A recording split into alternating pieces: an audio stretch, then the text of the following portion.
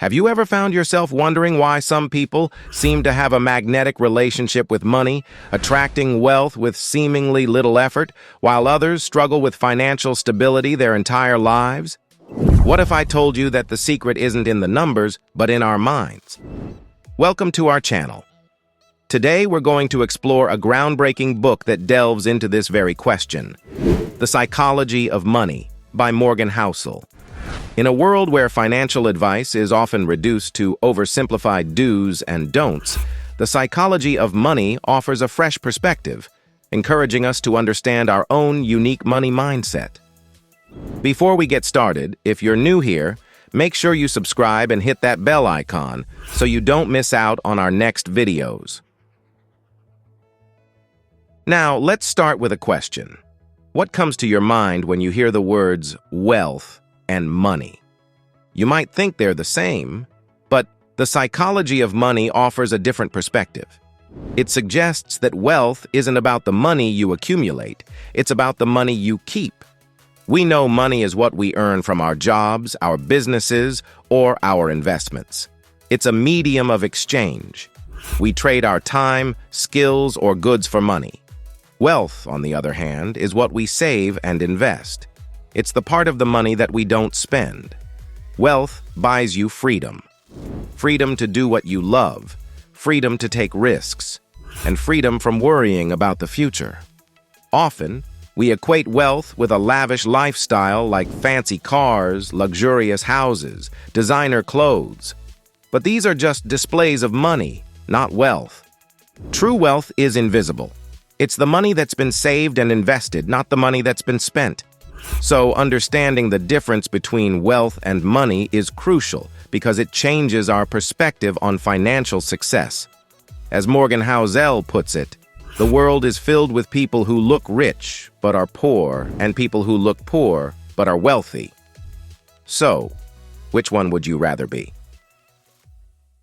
The second lesson in The Psychology of Money, Morgan Housel introduces us to two often overlooked factors in financial success: luck and risk. Luck is when unforeseen opportunities come your way. It's the good fortune you didn't necessarily earn or foresee. Risk, on the other hand, is an exposure to danger or loss. It's the potential downside of any decision we make. In the world of finance, both luck and risk play a huge role.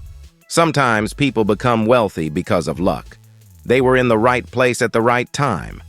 Or they made a decision that unexpectedly paid off. On the other hand, people can also lose money due to unforeseen risks.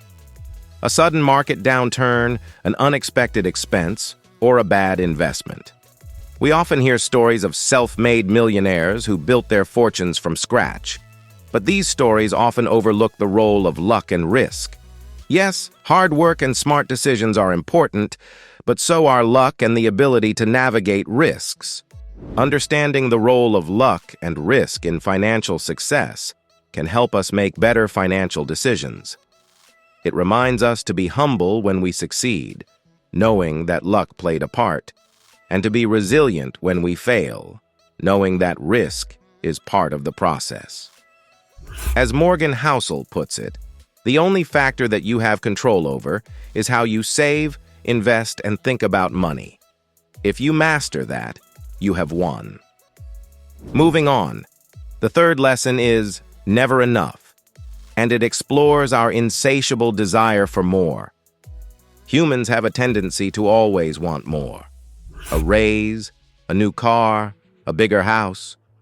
You know, there's always something else we desire. This isn't necessarily a bad thing, as it can drive us to work harder and achieve more. But when it comes to money, this desire can lead to stress and dissatisfaction. This phenomenon is often referred to as the hedonic treadmill. We work hard to earn more money, thinking it will make us happier, and it does, but only for a while.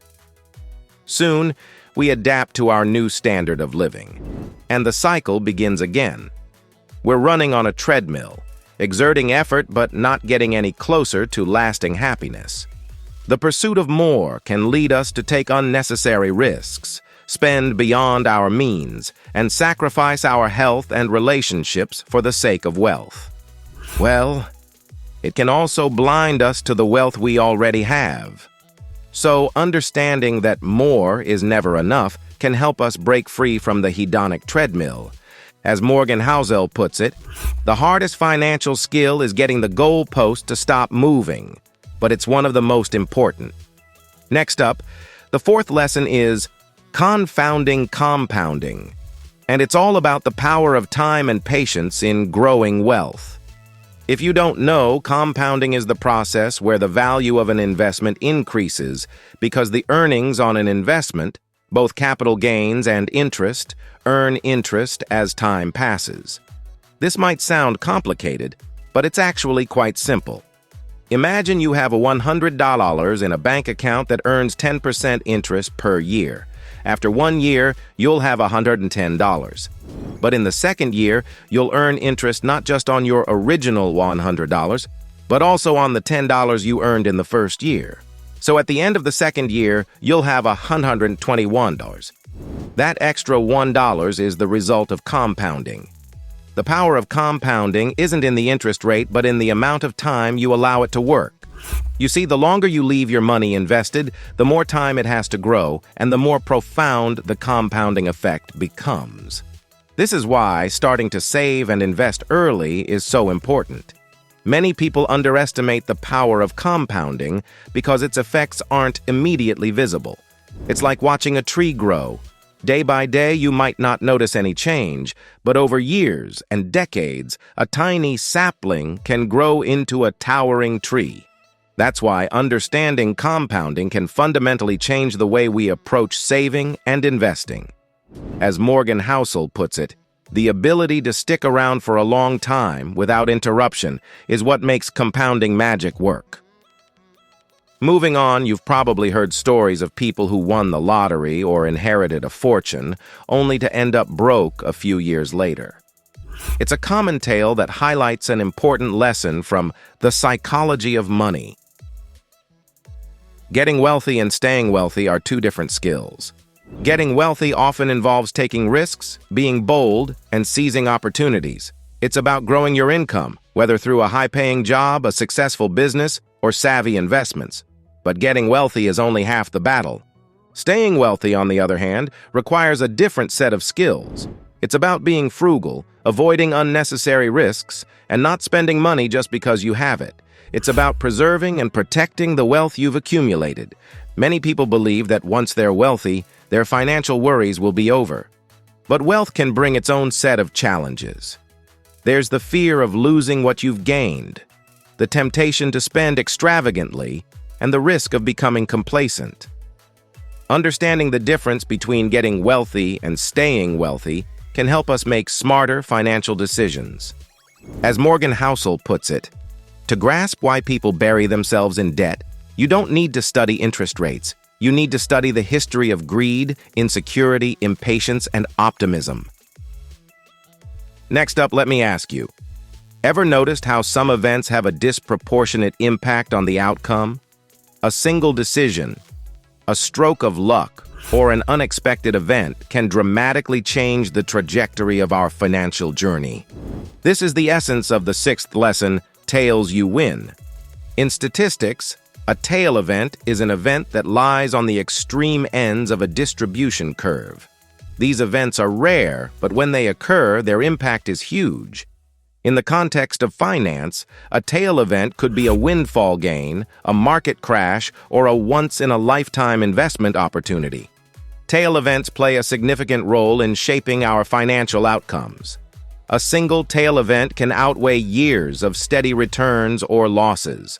For example, if you had invested in Amazon or Bitcoin early on, the returns from that single investment could overshadow the rest of your financial decisions. Many people plan their finances based on averages like average returns, average risks, average lifespan. But real life isn't average. It's messy and unpredictable, and it's often shaped by these tail events. So, understanding the role of tail events can help us better prepare for the uncertainties of life. As Morgan Housel puts it, Few things in money are as important as realizing the big gains come in frequently, either from compound interest or outlier events. The seventh lesson is freedom, and it's all about the true value of money. In the context of finance, freedom isn't about being rich or having a lot of money. It's about having control over your time and decisions. It's the ability to do what you want, when you want, without worrying about money. You know, money is a tool that can provide freedom, but it's not the end goal. The end goal is the freedom that money provides. This could mean different things to different people. For some, it might be the freedom to quit a job they hate. For others, it might be the freedom to travel the world or spend more time with family. Many people equate financial freedom with wealth. They believe that once they have a certain amount of money, they'll be free. But freedom isn't about how much money you have. It's about how you use it. Understanding that the true value of money is freedom can change the way we approach our finances. As Morgan Housel puts it, control over doing what you want, when you want to, with who you want, is the broadest lifestyle variable that makes people happy. Moving on, the eighth lesson is man-in-the-car paradox. The man-in-the-car paradox is a concept that challenges our perception of wealth and success. It suggests that the person driving a $100,000 car might be less wealthy than the person driving a $20,000 car. Why? Because the person with the cheaper car has chosen to invest their money instead of spending it on a luxury vehicle. We live in a society where wealth is often equated with material possessions. The more expensive your car, the more successful you must be. But this perception can be misleading. True wealth is not always visible. In fact, it often goes unnoticed because it's invested in stocks, real estate, or other assets, not spent on flashy cars or designer clothes.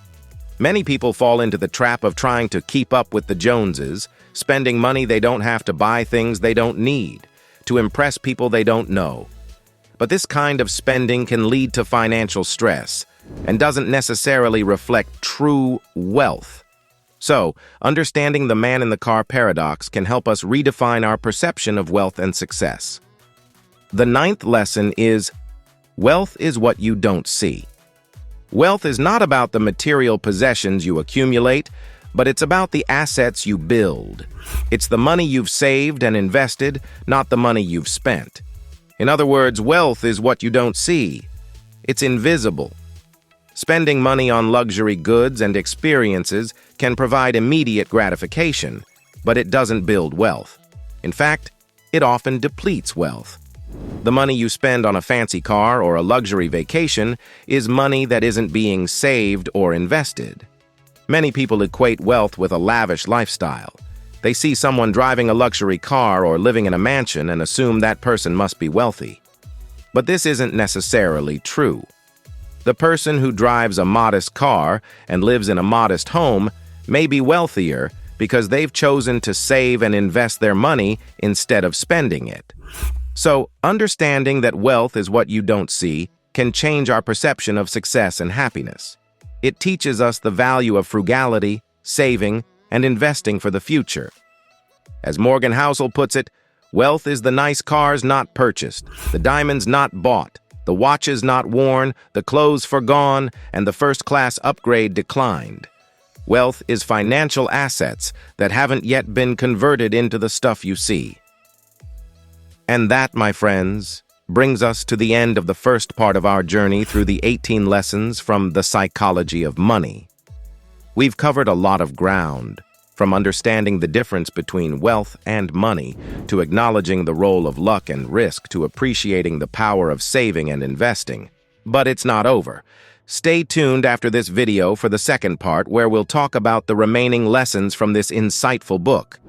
You won't want to miss it. And make sure you hit that subscribe button and press the bell icon. Thanks for watching.